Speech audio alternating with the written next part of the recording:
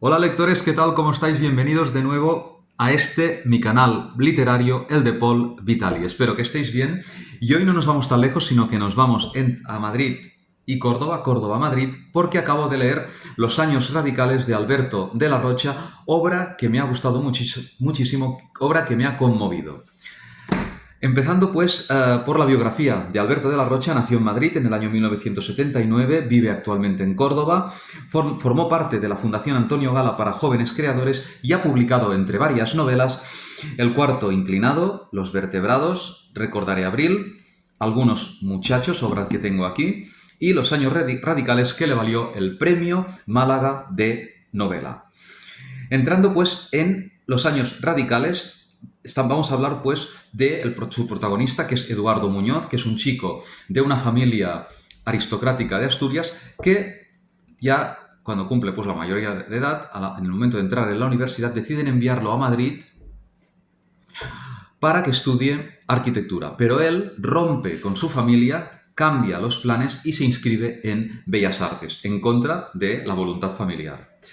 También se unirá a él su hermana Carmen, y ambos entrarán en una espiral, sobre todo empezando Eduardo, en una espiral completamente negativo, dramático, de adicción a las drogas, en concreto a la heroína. Sabemos que en los años 80 hubo bastantes personas que cayeron pues, en esta droga, en esta adicción, personas incluso, algunas personas pues bastante algo conocidas, ¿no? Y Alberto de la Rocha realiza aquí pues un ejercicio de descripción excelente sobre este tema y cómo se vivió en el momento. A la vez, el protagonista, como he dicho, Eduardo Muñoz, nos irá explicando en un ejercicio retroactivo de recuerdo, mediante un personaje que sale después, como es Sara, que es una estudiante que ha estudiado Bellas Artes, y una chica que ha estudiado Bellas Artes y que quiere hacer el doctorado, le pide a él, a Eduardo Muñoz, que posteriormente veremos cómo va a ser un pintor consagrado, le pide pues si le quiere pues explicar un poco su vida, porque le va a servir esta explicación, su vida le va a servir para fundamentar su doctorado. Y a cambio, Eduardo le pide, en este caso, que pose por él.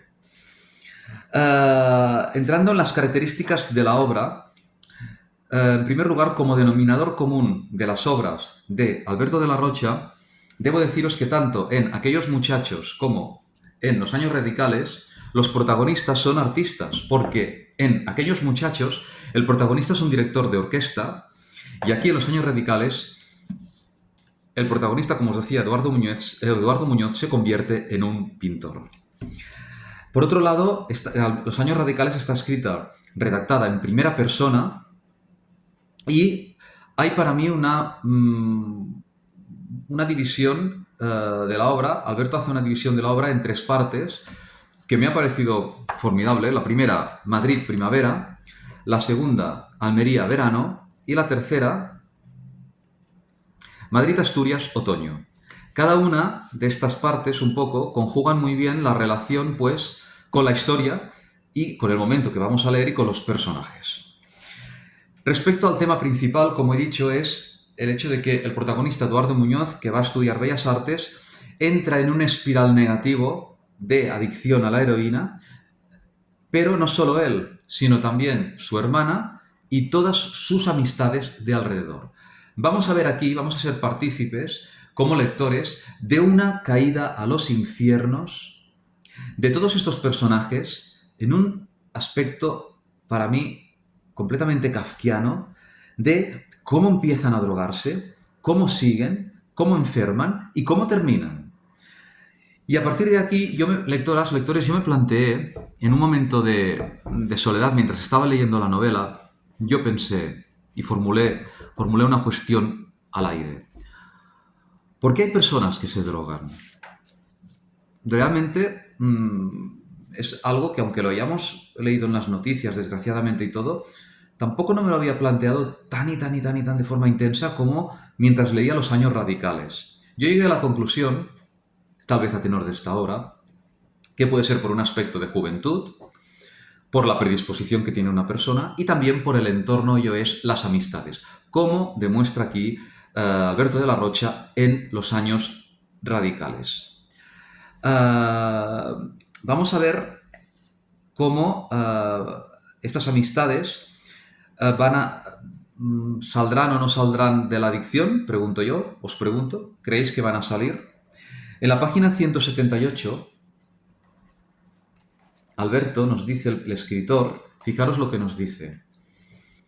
Esa es la gran lucha del adicto, saber conformarse con la vida sin sustancias, tan pálida, tan aburrida.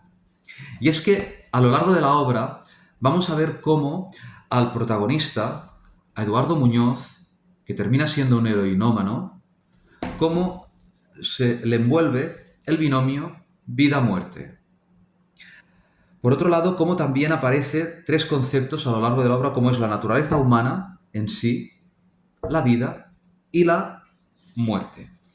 No obstante, el protagonista, y he podido también leer un poco, me he documentado estos días, ha habido casos, la pintura le va a servir muchas veces, no os voy a decir de salvación porque os explicaría la obra, pero sí como de soporte moral para en un momento determinado intentar pues salir, ¿no?, de esta adicción. Por otro lado, me ha también parecido muy interesante un poco la filosofía estoica, del estoicismo, que toman los drogadictos, en este caso las personas que están enganchadas, como citando esta novela, por la heroína. A partir de este estoicismo, fijaros lo que nos dice el escritor de la mano del protagonista en la página 196. Murió con estoicismo, el estoicismo que desarrolló desde el día en que supo que estaba infectada por el SIDA. En aquel devastador periodo minado por la heroína y el SIDA, vi a muchos jóvenes, a muchos amigos, afrontar la muerte de esa forma, sin engañarse, sin acogerse a falsas esperanzas o supersticiones.